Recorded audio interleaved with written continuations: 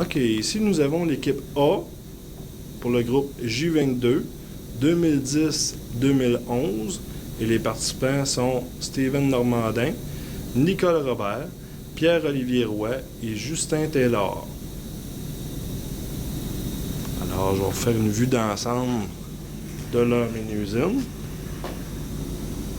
L'équipe A.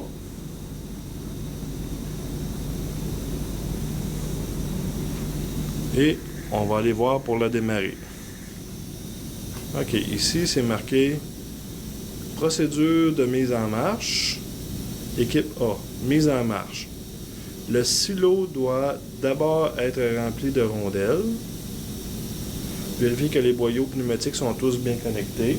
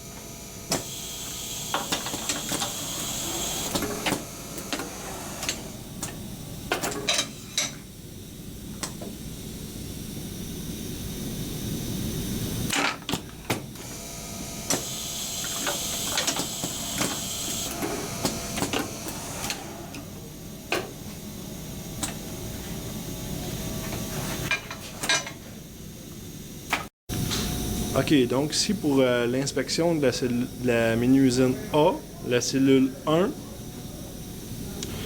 Alors si on regarde ici le bornier des entrées-sorties, ici les fils sont bien connectés, ça c'est parfait. Il y a des ferrules sur les fils, sont bien identifiées. La valve par contre ici, le distributeur ici, là, ça c'est pas identifié. On ne sait pas quelle section là, fait opérer quel cylindre. Ça devrait être identifié. Pour ce qui est du reste, là, il y a un morceau ici qui traîne, là, je sais pas pourquoi. Ça devrait pas. Ici, on a des tie wraps là, qui n'ont pas été coupés. Ça non plus, ça devrait pas. Alors, pour ce qui est de l'interface opérateur, elle est non fonctionnelle. Mais le bouton d'arrêt d'urgence non plus, il n'est pas fonctionnel. Un petit peu lousse aussi. Pour ce qui est du panneau électrique, comme on peut voir, il y a beaucoup de fils. Beaucoup de spaghettis. Ça devrait tout être attaché. Il ne devrait pas avoir des fils flottants comme ça, là.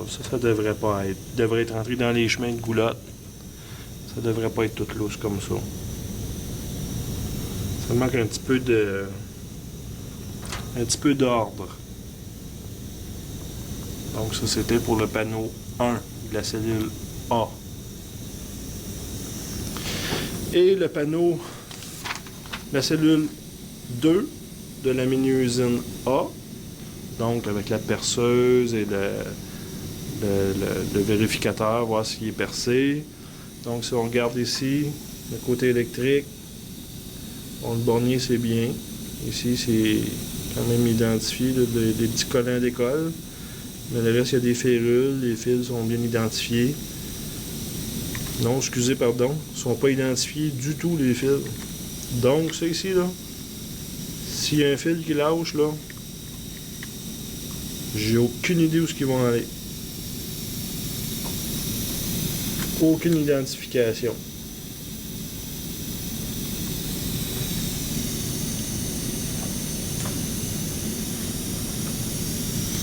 Ici pour le panneau électrique de cette station-là, la cellule 2 pour la mini-usine A. Donc ici, les fils c'est bien. Encore là, ils ne sont pas identifiés. Il n'y a rien d'identifié sur les fils. Ici, il y a des numéros, mais je ne sais pas si c'est bon.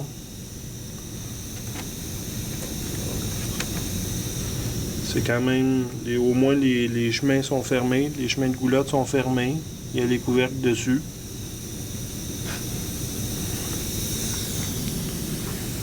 Ici, pour ce qui est de la cellule 3, de la menu usine A. Donc ici, c'est le handling, okay, avec tout le cylindre qui fait ramener les rondelles d'ici à aller au convoyeur à la fin, ou les rejets qui sont ici. Hop, ça ne devrait pas être lousse.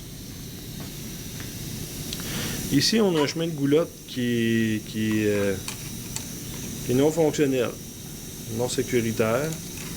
Les fils sont comme ça dessus. Là. Ça devrait être, il aurait dû être changé, ce chemin de goulotte-là, mettons. Encore là, les fils ici ne sont pas identifiés après les borniers. On n'a aucune identification. Ici, on a des identifications, mais je ne suis pas sûr qu'elle est bonne. Il y a des férules au bout des fils. Ça, c'est correct. Le bloc valve ici, il n'est pas identifié. On ne sait pas qu'est-ce qui fait fonctionner. Je ne sais pas quel sandwich de la valve fait fonctionner quel cylindre. J'ai aucune espèce d'idée. Ici, on s'est servi de fil électrique au lieu de tie wrap.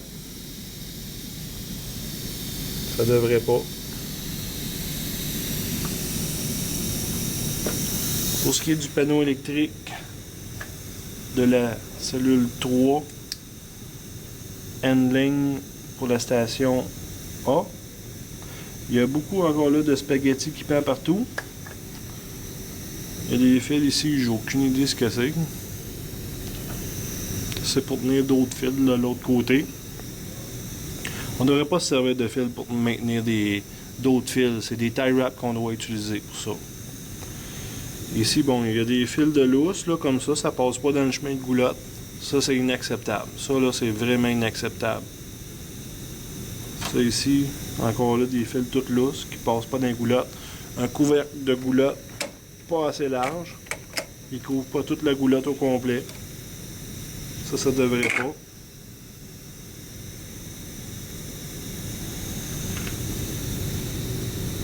Ici, mettons qu'il y a beaucoup de fils. Beaucoup de fils lousses dans la goulotte. Des fils qui sont pas connectés, sont reliés à rien. Le chemin de goulotte ne va pas jusqu'au bout encore de la goulotte. Ça, c'est inacceptable. Et la cellule 4, la menu usine A. Donc ici, on a, esthétiquement parlant, on a un chemin qui est croche ici. On ne sait pas pourquoi, là, le dernier, parce que probablement à cause de ça ici, les braquettes. Peut-être que la braquette ici aurait dû être mise ce côté-là ici pour permettre de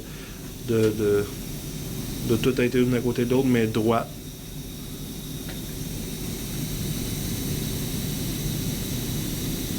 Ici, le capteur, le réflecteur ici aurait pu être réduit pour pas dépasser comme ça.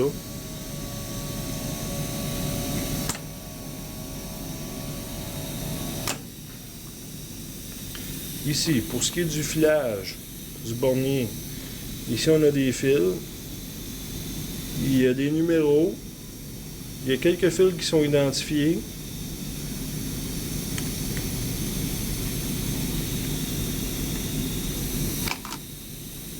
Bon, on voit qu'il y a un effort d'identification ici.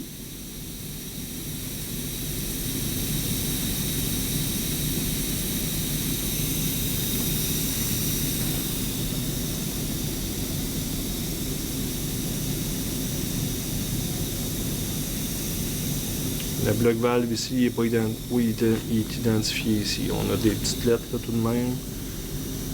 VR4-2, VR4-1 et VB4. Donc, il y aurait dû ici identification sur chaque cylindre pour qu'on sache quelle valve fait opérer quel cylindre. Bon, ici, là, il y a des fils, là, c'est mélangé un petit peu, là, ça c'est... Esthétiquement parlant, c'est pas trop beau. Ici, on a un fil électrique qui sert pour maintenir un paquet de fils ensemble. Ça ne devrait pas avoir lieu, ça non plus. Et dans le panneau électrique, si on regarde dans l'ensemble du panneau électrique,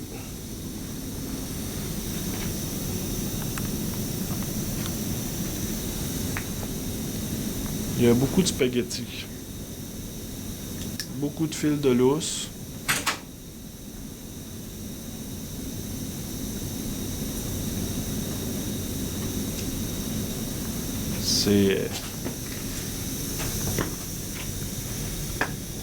C'est assez... bon, il y a des fils là, pêle-mêle, là, qui sont pas dans les chemins de goulotte, sont pas positionnés dans les chemins de goulotte. Le chemin de goulotte est complètement ouvert. Ça, honnêtement, à ne pas faire. Un panneau comme ça électrique, là, à ne pas faire.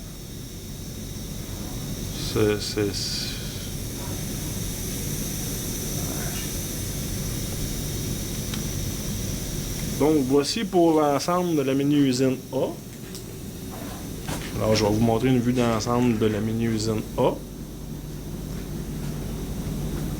Donc, voici la machine pour l'équipe A, J22, pour l'année scolaire 2010-2011.